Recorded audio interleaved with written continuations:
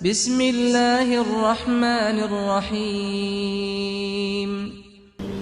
Selalu kita bersyukur kepada Allah Subhanahu wa Ta'ala atas banyak nikmat, dan menurut saya Allah terlalu baik sama kita kalau boleh bahasa ini. Kalau ada lebih tinggi daripada Allah Maha Baik,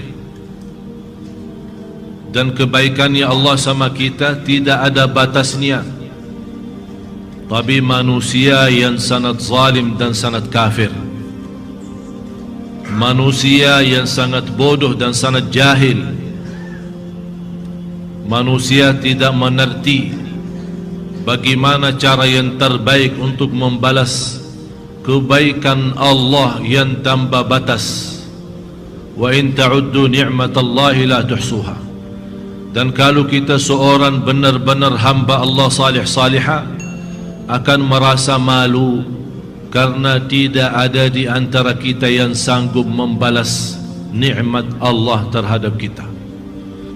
Yang semestinya dengan malu kita, haya kita, sebagaimana bersabda Rasulullah sallallahu alaihi wasallam, wal haya'u minal iman.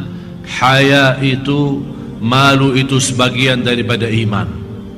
Kalau orang tidak pernah ada rasa malu, artinya rasa malu terhadap Allah karena banyak kekurangannya. Rasa malu terhadap orang lain karena dia belum mampu menjadi berguna bagi orang lain. Dan dia malu terhadap dosa dan kesalahan yang dia lakukan, sengaja maupun tidak sengaja. Dosa terang-terangan maupun sembunyi. Jadi selama kita merasa ada rasa malu timbul dari hati, itu tanda iman.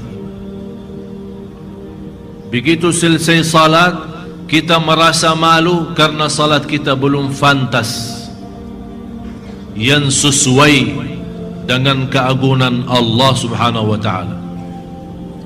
Karena salat kita belum sempurna ikhlas dan khusyuk, kita malu. Ini rasa malu bukan membuat kita putus asa, malah justru rasa malu yang seperti ini membuat kita bersemangat dan sungguh-sungguh ke depan jadi lebih baik. Salat lebih khusyuk, belajar ilmu lebih bersungguh-sungguh. Rasa malu membuat kita menjaga lidah, tidak berbicara sembarangan. Dan sudah saya menyampaikan berkali-kali bahaya lidah itu. Bisa dengan satu kata dapat kemurkaan Allah, semua amal ibadah kita ditolak dan tidak diterima.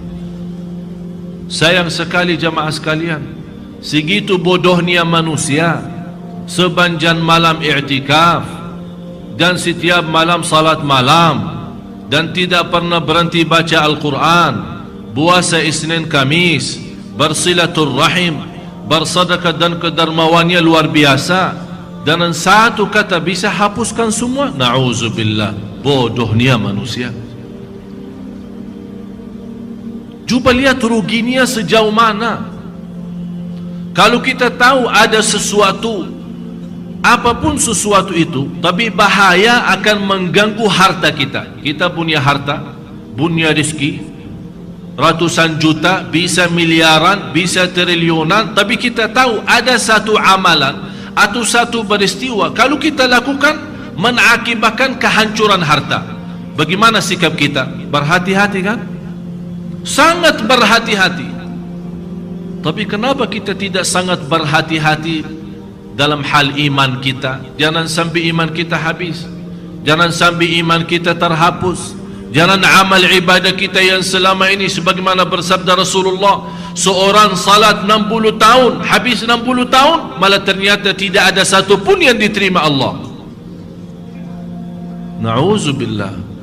Ini yang harus kita tanamkan, rasa malu, agar kita bisa memperbaiki ibadah, memohon rahmat dan memohon petunjuk Allah Subhanahu wa Ta'ala.